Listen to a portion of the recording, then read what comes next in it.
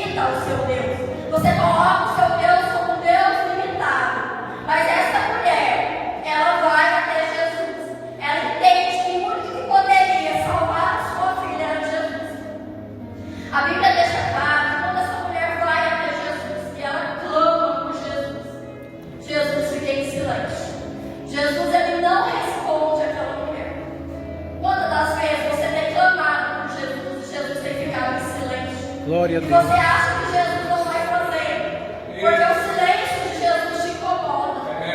Mas quando Jesus está em silêncio, Ele está trabalhando. Talvez você olhe para a situação e você fala: eu já clamei, eu já orei, eu já fiz de tudo. Mas Jesus até hoje não entregou a bênção que eu preciso. A gente vive com o pé no acelerador, a gente quer tudo muito rápido, muito do jeito da gente. E às vezes a gente para de observar os sinais.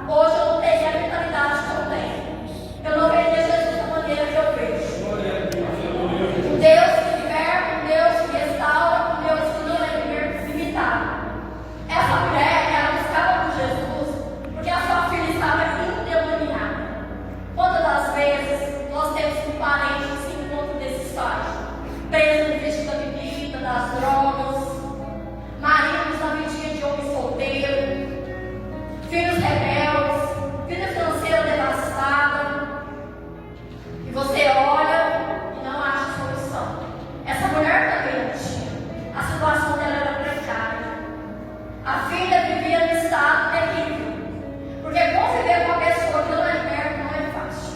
Só quem já passou sabe a dor. Quem já viveu e tem a dor do outro não julga, mas fala para a pessoa permanecer até o fim, porque o nosso Deus faz. E essa mulher, mesmo as pessoas falando para ela que não tinha jeito. Quantos de você, que um dia desabafou com alguém e a pessoa falou para você que não tinha mais jeito, que era melhor você desistir do seu casamento, do seu filho?